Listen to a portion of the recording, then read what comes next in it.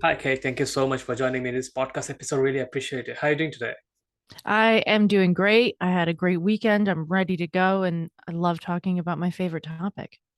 Yeah, absolutely. Super excited for having the conversation with you. And the topic will be today burnout for entrepreneurs. And so, before we get to the topic, I'd love to know more about yourself. How did you become an entrepreneur? And tell us a little about yourself. I have always been an entrepreneur. I've never really worked for anyone else. Even during high school and college, I was working as a waitress and a bartender, which really means you have to sell yourself really well because you're working for tips and you've Yeah. got to show up.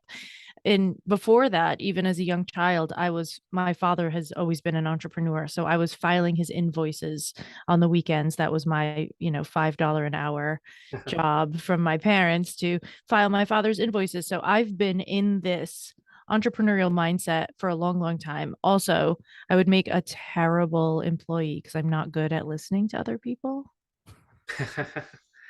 Yeah.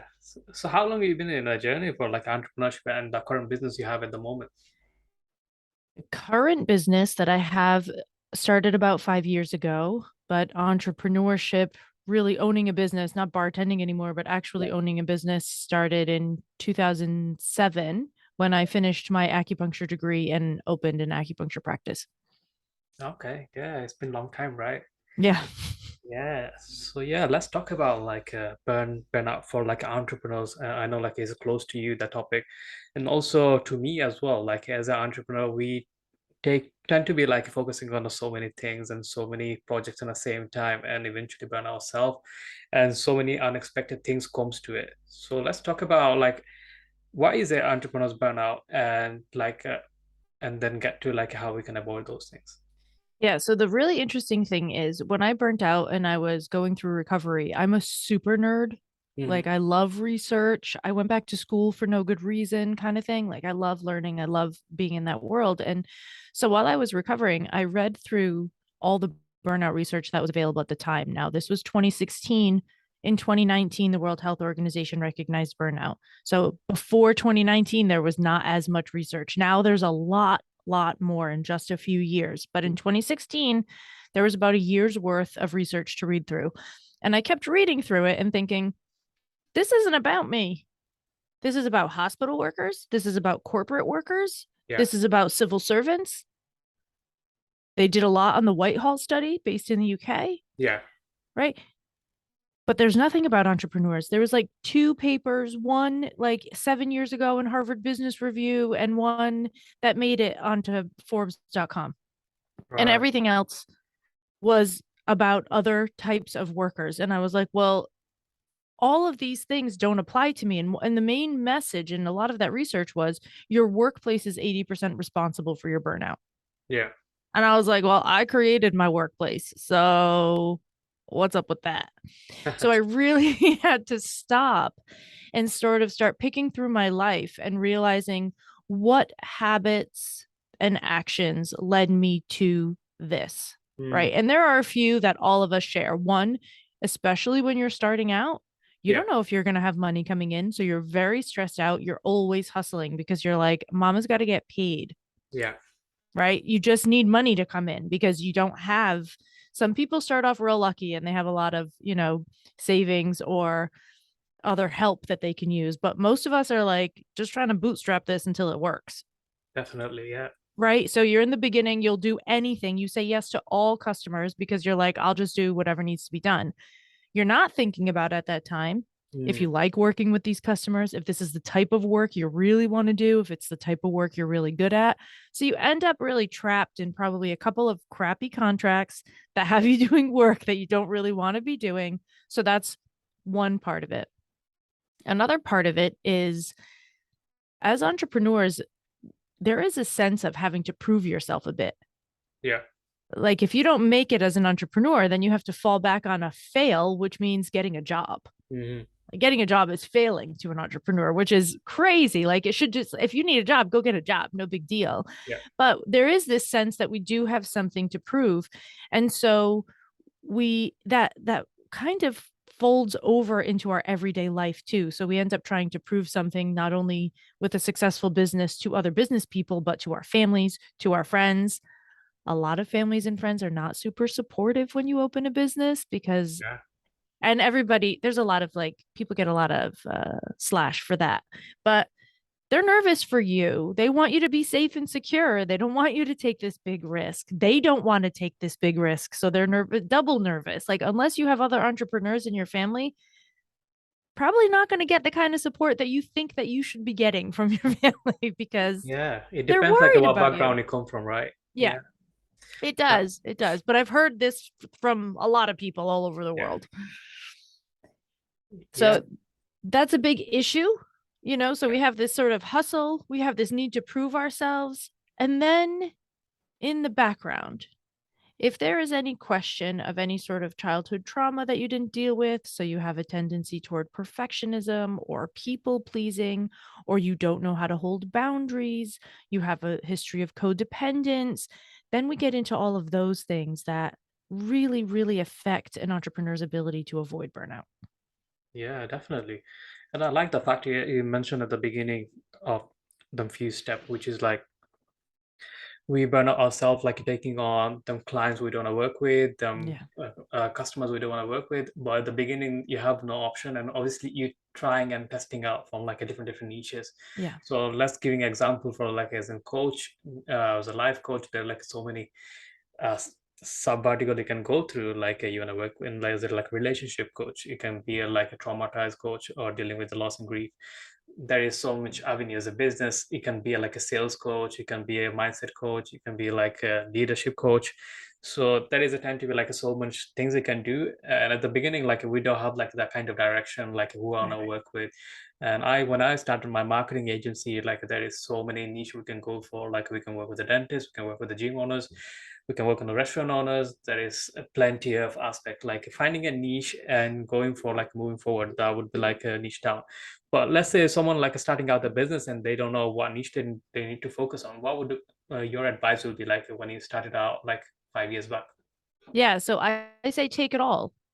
Don't avoid taking things. You Yeah, have to, you're not going to find out what really works for you until you try it. yeah, But be aware that your intention moving into this is that you are trying it. Your mm, customers don't need to know that, but sure. you need to know that. And then watch your emotional reactions. So, one of my biggest business building tools, especially for burnout proofing, is resentment. All right. Resentment is a wonderful emotion to pay attention to if you are an entrepreneur, because every single time it will teach you exactly what you don't want to be doing anymore, which means you can look at it and then make a different choice. So try everything, take all the clients, see Yeah, what works. Don't look for what's making you happy because you'll confuse that with how much you're getting paid in some places. yeah, Look for where you're feeling resentful. That might mean A, you need to charge more money, mm, right? If you're resentful when the money comes in, then you're not charging enough. If you're resentful when the client emails you, it's probably the topic that's not quite right. Like you're doing things for people that you're like, this is not what I really want to be doing, yeah, right? Start paying attention to where all those moments of resentment come in, where you're like, haven't I done enough for you? What, you still need more from me? This feels unfair. yeah, Pay attention to that and use it as fuel to find out where you should be pointing your arrow next. And as a business owner, please just know right now that you will constantly be pointing that arrow in a slightly new direction for years and yeah, years and years to come, because once you get really good at something and it feels great, it'll feel great for 3 or 4 years maybe, and then you'd be like, I'm a little bored, I'm starting to feel resentful, it's time to grow, shift, pivot, whatever it happens to be. So I think resentment is this magical emotional tool that will help keep you away from burnout for the rest of your life if you just pay attention. yeah. Things changes like over time, right? Like that we Yeah, coach someone, probably 10 years from now it'd be like different. You have of to course. adapt new skills or like a new problem coming through the world, and you need to adapt on it. Like a lot of people become a coach of like during the COVID, and they focusing on like people losing their loved ones during the COVID, and they become like a COVID help, like a coach, something like that. Yeah. So you can be like a something, and a lot of people in the business world, like now NFTs, digital asset, and they Yeah. become a coach. The new thing came 10 years back, it wasn't none of them coach was like I was a coach for Bitcoin or anything like that. Right, So new thing exactly. coming and you're adapting like a new technologies or new skill set, and obviously you can adapt to it. Yeah. And like I totally agree with you. Like at the beginning of the career of being a coach or business owner, like you need to pay your bills, you need to pay your stuff, and in order to grow your business, you need to keep the customers or clients coming in, and then you can eventually can figure out like after working on the 10 different niche or like finding out five different clients which one works best, and then you can make a list out of it, and then you can move towards that kind of dream clients or dream prospects or dream customers you want to work with. Yeah. Well, and once you have that kind of information, that's when people hire you, right? Yeah, Like it's definitely. really silly for people to get started and be like, I'm a coach and Mm, hire a marketing expert because it's hard to market when yeah, you don't know exactly what the rules are. But if you narrow it down, you're like, well, I've worked with X and X and X client. My favorite yeah, is this one. That's when you go to a marketing agency and you said, these are the people I need to find. These are the yeah, people I like to work with. It makes your job more easy, right? It makes you more successful, which makes us more successful. definitely. Yeah. And also like it give you like a guide of direction where you want to head to, because Yeah. you know your sales conversion, you know like how many people you can convert and everything. The more time you're gonna spend like wherever you when you started, you didn't know like how many people you're gonna convert into sales after talking to 10 people. But Right. looking back 5 years now, then you can average it. Last 5 years, I talked to let's say 5,000 people. From there, I got like 1,000 clients. That's 20% conversion rate. And Yeah. now you see, like looking forward in future, if I talk to another 5,000, I can close on another 1,000 clients. Right. But in the beginning, like you don't know your numbers, you don't know like it's gonna pan out or not. Like most business, I'll go out of business in the first 2 years, Yeah. 95% of them. And yeah, that's a great way and to look out how to stop burning out. So at the beginning, if you're burning out yourself, you have to go through them kind of things. Eventually, you need to find out yourself. Then let's say moving forward, like let's say there's someone in like about 3 years in a business or 5 years business like yourself, then this is the time like you need to say no to things Mm-hmm. coming your way. Like right Mm-hmm. now, you know like what type of clients you're gonna take on, customers you're gonna take on, the opportunity you need to take on. Yeah. Probably you have the vision for 5 years, 10 years ahead of your time, like what you're gonna do with your corporation. So how we can say no to as entrepreneurs, because entrepreneurs we can take on so many things, the money coming in, business coming in, when we're saying yes to everything. So how do you Yeah. like create yourself like a no, this is a no, this is no something project I'm not taking on at the moment. Yeah. So I start with resentment. If somebody asks me to do something and I'm already resentful and I haven't even responded, Yeah. then I know I have to say no to this thing. If Mhm. saying yes to it makes me feel resentment, I have to say no to this thing. So I start again with that emotion. Yeah. And then I do have a specific technique for boundary building in Okay. this case. And I like to use the acronym BRAT. So I want you to be a brat when you build your boundaries. BRAT. Right. Beliefs, abilities, resources, and trust. Some combination, either one of those four words or a combination of those four words, will help you to create a boundary statement that is clear, kind, and concise, Mm, right? In addition, they will help you to create a boundary statement that empowers whoever's asking you for something to yeah. continue their search somewhere else, right? So a lot of people are like, I'm really sorry, I don't have the time. And that's not helpful for you because you're all emotionally wound up in this conversation now. It's not helpful for that person because they don't really care why you can or can't do it. It doesn't really matter to Yeah. them that it's not important information. So what needs to happen is I'm not the person for this right now. I believe that you have the resources to find someone perfect for you Hmm. and leave it at that. This is a way to send the information back and say I'm not going to take this, but I trust that you'll find somebody that Yeah. will be perfect for it. Occasionally, if I have somebody, so I'm a professional speaker is the majority of my business. Coaching is a smaller portion and speaking is a bigger portion. And when I get a request to speak for free, and we get a lot of those as speakers, is like Yeah. that's I can't be a professional speaker if I'm not getting paid to speak, right?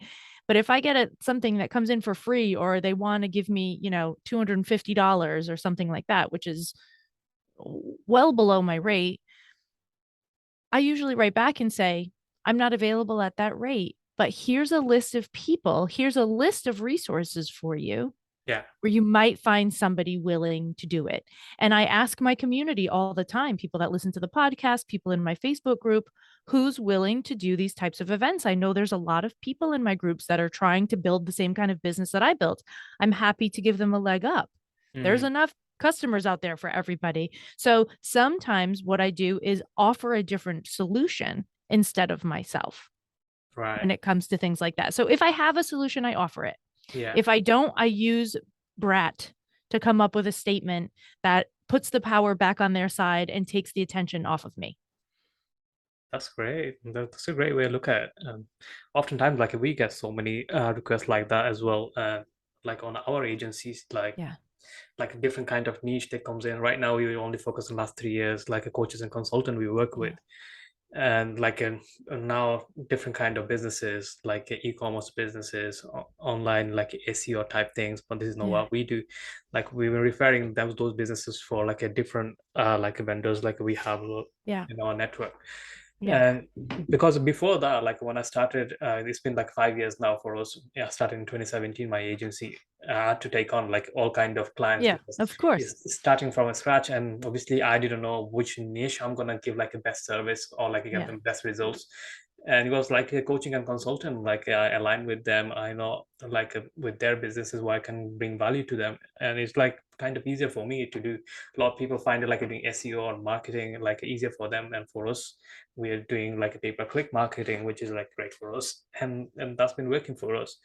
And yeah, right now is the boundary is like saying no to like a lot of clients. There's like a lot of money to be made because a lot of big business is coming through our way, but Yeah. we're saying no to these clients and customers because we know like our value where we are heading to. Probably we are not right there yet, but we know like the next 5 years like where we want to be Yeah. with the kind of demographic. So yeah, like this is kind of like a also another thing is a shiny object syndromes. Right now Hmm. we have like with our coaches and consultants or Yeah. like any kind of business owners out there, they open a YouTube, they seeing like a next advertisement, like hey, this is another way we can make money, another way you can increase your revenue. They go to the Facebook, they're gonna see like another thing, like another things pops up. And obviously they when they're waiting for something mailing, they get distracted by Yeah. some email marketing campaign comes in like hey, we can do this, and podcast they're listening and they want to implement everything on their businesses. And after the end of the week they're like, I haven't get anything done on my business, and I'll just get distracted. And they get so overwhelmed. Even though myself at the beginning of my career I was to be overwhelmed myself because so many things going on, I was just chasing this and this, right? So how do you someone like stay focused on what they needs to be doing in terms of their business or building, and rather than planning out themselves? I will fully admit I totally have shiny object syndrome. I subscribe to that. I do it all the time. Yeah. I'm usually able to bring myself back pretty quickly, Hmm. but I allow myself to explore things a little bit, and that's my Yeah. method. So instead of deciding, "Oh, I'm definitely going to go do this thing," I say, "You know what? This is interesting for you in some way. Put a timer on for the next 2 hours, dig into it as much as you possibly can, and Right. if you still think it's a good idea, then create a plan." Like, so I allow myself that distraction Yeah. because what I've found is if I let myself go sort of pretend like I'm going to go do something, Hmm. I realize what the faults are and what the extra work would be really quickly. So then I'm able to come back to my focus Yeah. and leave that behind because I've already explored it. Instead of leaving it unexplored and having half of my mind still thinking about it and still thinking about it and still thinking about it. Yeah. So Yeah. I let myself explore a little bit just to allow, but put a time limit on it. I Mm. usually give myself 2 hours because in 2 hours, I can do enough research on just about anything to understand how much work it's really going to be. Because that initial thought where you're like, oh, this is going to be easier than everything else I do. No, Yeah. it's not. It's going to be just as hard, if not harder, than everything else you do already. So, do you want to make that much effort again in another silo? Yeah. Maybe you do, but you'll know at the end of a couple hours if it's enticing enough for you to be like, actually, this would be fun. Mm. So Yeah. I Totally. let myself explore. I let myself go there. I put a time limit on it so that I don't have to think about it. I have ADHD. And so if I don't let myself go play like that, I will not be able to focus on anything at all ever. Like I have to allow myself that freedom, you know? Right. Yeah. Yeah, it depends on the individual, right? Yeah. Like how you react on certain things. With me, like that's I do like a different thing approach. Mm-hmm. So every time I feel like I need to be doing something or like this is a shiny object, this is feel like a better, I'll write it down and then I put it for like a 3 months time. So Mm. I don't do anything at the time being, but it's on my a to-do list. Like I'm gonna think about it like 3 months time. Does Yeah. it any does it do any kind of like a benefit right now? It's like no, this is like for future. Then obviously that's fine. Then I can look at it into like 3 months time. On the current situation, is everything's fine? Like yes, everything's fine. Then no need to change anything. Double Yeah. down what is working for me and my business, and then I'm gonna revisit in 3 months time if something is not working or I need to make an adjustment or something like. So That's a great method. You could make an yeah, Excel sheet that just says shiny object syndrome and just start writing things down in there. yeah. I think that's a great way to do it. Yeah, well, I'm just giving you an example. Let's say like right now for your marketing aspect, you're doing YouTube advertisement for your business to get some clients, and it's working for you really, really well. And why do I need to switch to Facebook right now? Because it's working Right. really well. I know like we have like something on the place on a second terms that's totally fine with it, but if something is working, I'm gonna double down, scale it as much as possible with the YouTube and maximizing it. And then in a 3 months time, I'll say like this is getting slowed down a little bit on the YouTube. Let's try with the Facebook. Let's try with the Pinterest ads, and then so on and so forth, slowly and process. But if I spread out, like let's say I have £1,000 budget per Yeah. day invest in my business. If I put 500 over there, 500 over there, Right. that's not going to be scalable in the same term like I would be because If you it focus that thousand yeah. all in one place. Yeah. Yes, so that way it works. Like obviously it's a great idea to have like a Facebook ads running for me, but I haven't maximized my YouTube yet. So I should be focusing on YouTube and then I can come back with the Facebook later on when I maximize it. So just for example, so people can use it like a different things, like how they can see value in it. If something's working for you, then you shouldn't be focusing on that. Just double down on make it 10 times work harder, which is Yeah. actually giving you return on investment. But if you're going for something new, then you don't know what kind of return on investment you're gonna get. And you're gonna test out, you're gonna be like a double around of both end and getting nowhere. Yeah. Can I be the host for a second and ask you a question? Sure. What would you, when do you, what are the um, rules that you use to call something if the return is not what you expected it to be? Like, how long do you give it Mhm. for it to build up for you to be like, actually, no, it's time to now to focus on something else because this isn't getting us as much as we want? Yeah. Before I started my agency, I was like going through like a different kind of businesses. Like I was involved in network marketing companies, MLM, affiliate marketing, different kind of things. So I give like about 3 months time for any Okay. kind of business I go for. And if something like let's say an affiliate product, some services, I'm promoting other people product. But if it's like my own business, my rules is like a 3 years. Because 2 years, I know any business gonna go out of business. Mm-hmm. So obviously, if I go out of business, that means like I'm not doing something right. And 3 years is like being profitable. So Yeah. if I'm running a business, 3 years my golden rule for being a profitable with the business. And then after that, if I'm profitable, I'm breaking even, that's fine. I'm gonna go for like a 5 years term, like another couple of years to like a desired goal, like with six-figure earner, like a multiple six-figure profit from the business or venture. So that's my rule for this thing. And if I'm like going for any kind of diet plan, that would like 90 days. Yeah. So if I'm going for consistent 90 days, if I see any kind of results, that method is working and I'll need to stick to it. If not, I'm going to make a change. Same with the like relationship. Go for like 90 days, 3 months, do some Yeah. kind of habits. So any kind of habits about takes about 30 to 40 days become your normal thing. And Actually, yeah. the neuroscience says anywhere from 18 days to 256, Oh, wow.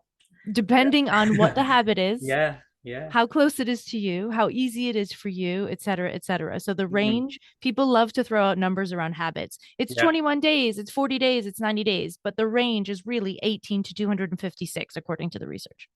Yeah. I totally love that because Yeah. everyone different, right? Someone Yeah. takes like a Well, and longer every than habit later is habits. different. Yeah. And every habit is different. Everything, it depends on how different something is from what you're trying to do as well. Like Yeah. if you're trying to change something and it's totally drastic, Yeah. it, It's it gonna might take take time. yeah, like maybe it'll be faster because it's exciting, or maybe it'll be slower because it's harder. Like who knows? But Yeah.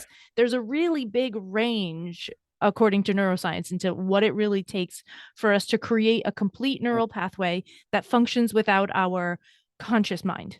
Yeah, so true. Like if you think about if I want to make a habit of like a drink a water part 3 liters a day, that can be done in 3 weeks or 4 weeks. But if my Totally. habit is like a running for marathon 3 hours a day, and that could be like years, right? You have Yeah, to build the totally. momentum, your energy need to be Exactly. there. It's not Yep. gonna be like in 30 days or 40 days. It's going to be like a 6 month or probably a year Right. before you can run for like a 3 hours straight, right? Right. Yeah, Exactly. yeah, So that's it. totally. That's an interesting little Yeah, totally. I love that. So yeah, and tidbit. that's my kind of rule and few things like a 90 days kind of thing and 3 years. Yeah, I It's think about that's three this is months and three also years. a really great example of boundaries Yeah, as a business owner to say like yeah, this is how much time I'm giving this, and yeah. then being able to let it go if you get there, being able to say, you know what, this is over now. Like that, this is a really good example of really clear boundaries. Another thing, like I would like to say, like before I started getting to like internet world, I had a restaurant with my brother, family Yeah. business. So we gave it like a 3 hours, 3 years for like a business to be like a Especially in a thriving. restaurant. Yeah. Yeah. So after like 3 years, like we both, me and my brother, like we decided to sell the business. Yeah. So after 3 years, like 6 months it took to sell the place. So three and a Yeah. half years we've been running it. But 3 years we given like it was profitable, but it wasn't like aligning like with our thoughts. Like Yeah. we've been working so much energy is going through the emotion and everything. It didn't pan out like what we wanted to do. Like our plan Yeah. was like having like 5 branches in 5 years, but in 3 years time like we are like a breaking even and some kind of profitable, so it's not like a, something we really wanted to do, and Yeah. we end up selling it. And yeah, like we patiently waited 3 years, we gave our best shot, we didn't look Yeah. around for any other opportunities. It was Right. like this is something we need to be doing and give us like a best shot for first 3 years, and after that whatever we see, Yeah. and then we can move forward like a next venture. Then eventually what we did, like he moved to like a different venture, like I started my company. And even though our company was like I didn't know what kind of company I want to go for, like I hired a mentor, like he taught me how to do marketing and etc. That yeah, and fast forward today, like running the business over 5 years now. And yeah, it's just different. So we have to know like our boundaries. Yeah, definitely. Yeah. We have to know our boundaries and trust ourselves enough to keep them. Yeah, yeah, definitely. So, Kate, yeah, we're coming to end of this podcast. That conversation can go for hours and hours, but yeah, we're limited of the time. So, those who's listening, if anyone wants to learn more about your company, your business, or if anyone want to work with you, where's the best place to find you? The best place for anyone to start anything with me is at friedtheburnoutpodcast.com. The podcast is the beginning of all the things for Yeah, me. yeah, that's great. So, yeah, thank you for joining me in this podcast episode. Really appreciate it, and I learned so many things from you as well, and had a great conversation. So, I wish you best of luck with your business, your podcast as well. Thank you so much. It was so great to be here. Yeah, pleasure. So thank you guys. Thanks for listening to me on this podcast, and also my special guest Kate. So those who's listening, if anyone wants to go and check out Kate her podcast and visit her, I'm gonna put the link on the description as well, so you can go check out our podcast as well. So until then, I'll speak to you in the next episode. Thank you, everyone. Take care.